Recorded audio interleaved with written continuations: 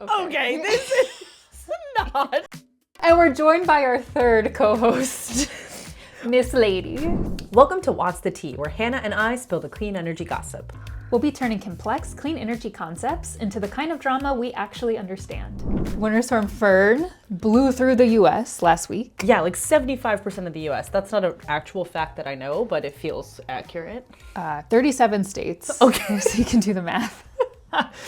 So for Fern, about 1 million people lost power across the US. But it wasn't the same kind of catastrophic failure that we saw in Texas during Winter Storm Uri in 2021. Right. One of the many reasons that the Texas grid failed in 2021 was that gas pipelines and coal plants were frozen. Natural gas did do its part in making sure that the grid held on this last week, but not without quite a bit of cost. Natural gas is so expensive right now. Guess who pays for that? Me? You. God. You. You. It's like you get a car from Oprah, but it's not car. You just get a big bill. You get a big bill and you get a big bill. It's true. And so I think what we're going to see is, families going to get a massive utility bill. Right. I've been thinking about a lot of the solutions, and my favorite one is also Texas's favorite solution, which is battery capacity. Texas has added 14 gigawatts of battery storage to their grid, which is pretty remarkable because if you're able to store up all of that power, especially being generated by solar and wind, then you can store that clean, reliable power up and deploy it, dispatch it to people's homes and offices and buildings and schools and hospitals in moments like a winter storm.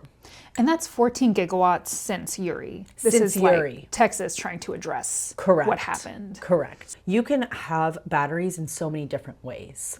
We've talked a little bit about, and we'll continue to talk about, how batteries can be dispatched in your home, and your home can act as a battery through something called a virtual power plant.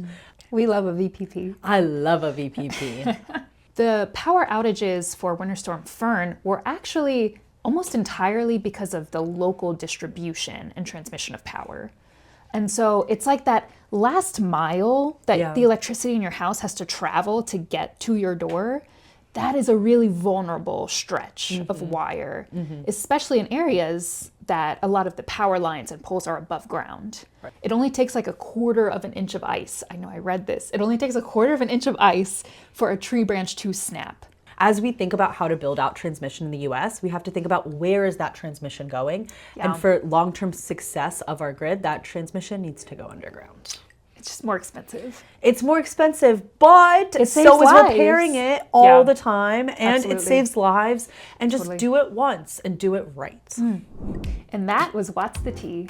So let us know what piping hot tea you want us to serve next. She's a dainty f***ing woman. Yeah, I mean, look at her.